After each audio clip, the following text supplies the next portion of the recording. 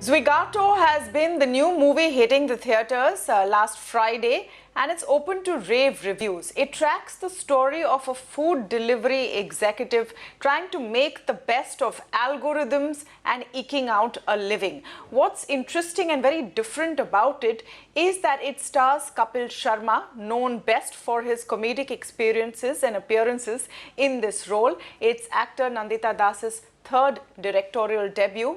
And while it hasn't quite set the box office on fire yet, it definitely seems to be a game changer in the way that we see the lives of the food delivery guy. To speak more about this experience and why she chose this subject, I'm joined by Nandita Das. Nandita, thank you so much for speaking with us on the Times Network, and congratulations on all the great reviews Zwigato is receiving. Thank you. Thank you. Not just reviews, I've been getting so many messages, both directly and through social media. And it's not just been that I like the film.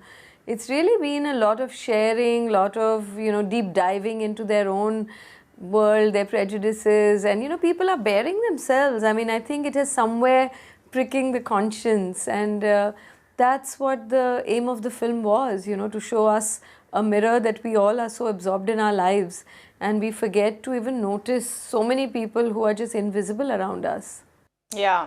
Tell us about the theme. It's a very different kind of a theme for an Indian movie, for a Hindi movie, which has a theatrical release. You've featured the life of a delivery food guy. How did you come upon the theme and this idea for the story?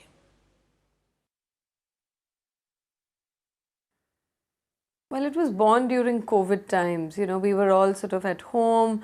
We were saying stay home, stay safe, and yet we knew that so many people were neither safe nor did they have homes. And in that time where there was a lot of anxiety around, growing joblessness, and people were doing all kinds of menial works just to sort of make ends meet, gig economy seemed like a savior. But it was a new form of employment. I mean, each person was just in with themselves and that gadget that they had, and it wasn't a traditional setup where you have co-workers, you have a boss, so it was a new form, and these young riders were grappling with the world of ratings and incentives and algorithms. So the world was changing even in cities, urban cities of India. And I was always curious, what is their life like? How do they even deal with, considering I'm so bad with math? And I was like, their rules must be changing. How do they know where to go? What if the address is wrong? So it began more out of just curiosity and some amount of empathy. And then when I started talking to the riders, I interviewed many of these riders, and we started feeling that there's definitely a story in there that needs to be told. And it's not just the food rider's story, it's also about his family. How does it impact the family? It's also about that world, everything that modern India has thrown up, right? With all the modernity, we are still grappling with so many disparities of gender, of class, of caste, of religion. So I realized that even if you're telling a 4-day story, there is a lot that you can shed light on. And I think that has been, for me as well, an interesting sort of revelation that if you're making a modern times, like how Chaplin did Man and Machine, we are trying to grapple, we're trying to tell a story of man and algorithms, but we are also telling a story of our times. So it's a slice of life film. Yeah. Just if we can take an hour and 45 minutes to just look at the life of all these people who quote unquote serve us. So I have a couple of questions. One, of course, is the choice of your protagonist.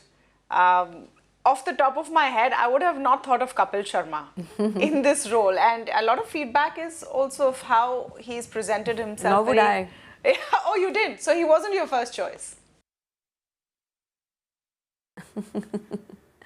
No, I didn't even think of him as an actor. Like, you don't think of him, right? He's a television star and he's big into comedy. I had never seen his show before I cast him. I don't have a television for several years now, and I had seen nothing of his. But he popped up on my screen, as they say, serendipitously, and he was hosting an award function.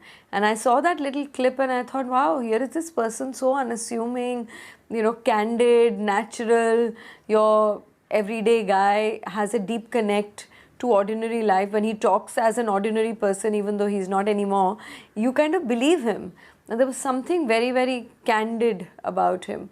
He seemed very comfortable in his skin. And so I just got his number from my casting director, who also I think fell off his chair, and then messaged him, and he promptly responded, and we met. And both of us met not knowing exactly what this was. His first question, Kapil also asked me, he said, "Aapne mere baare mein socha kaise?" Like he was also shocked कि इस role के लिए, how did you even think of me? But in that next 10 minutes, we knew that we wanted to work together, and we may seemingly come from very different worlds, but when we actually started talking, I think he discovered my funny bone and I discovered his serious side, and we kind of actually gelled quite wonderfully. Was it easy working with him? What was the experience like? Yeah, I think he completely submitted to this new process. He's done 2 films a while ago, but they were very different kind of films. So this was new for him. But I think he thoroughly enjoyed sort of he said, my life has been just home and the show, through the studio. He said, I haven't even experienced the sun. And he would say things like, "मैं तो भीड़ की खुशबू भूल गया था." So I think he definitely enjoyed, and so did I, and Shahana, who is his co-actor and who's wonderful in the film. So I think he's very easy. He's actually a very easy person to work with. He's a very generous actor. Sometimes these big stars can be slightly selfish as well, but neither of them were like that. They were very, very generous to each other and to all the new other actors who were all local from Bhubaneswar. So yeah, there was a natural ease. Of course, it was a different thing for him, but acting is also a very collaborative thing, right? It's a combination of the director and the actor, and you together bring out something that you have imagined. So I thoroughly enjoyed that process. Ms. Das, my next question is on how you think this film is faring or is going to fare.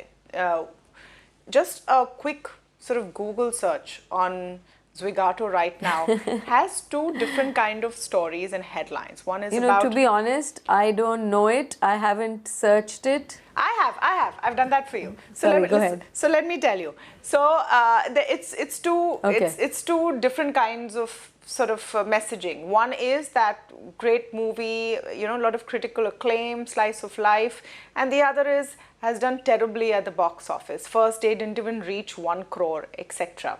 Does that bother you? Do you think that a cinematic release was the best platform for your message at a time when the only movies that are working are huge, starring blockbusters made with crores and crores of rupees, spent on special effects?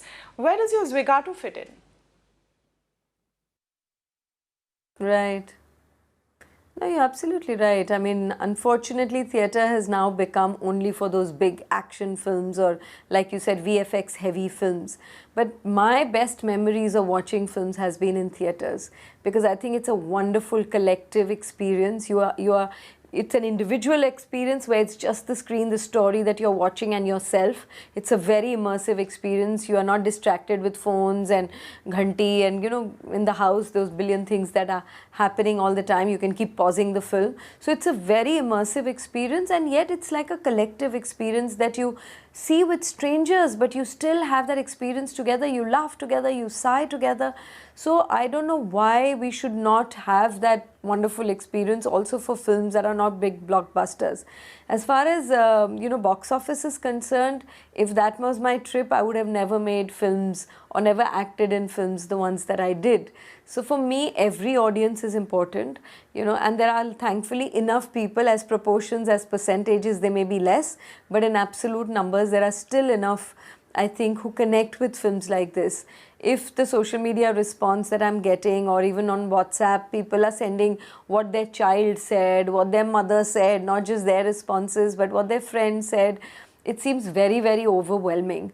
I choose to tell stories in a more sort of real way. That's just what I feel comfortable.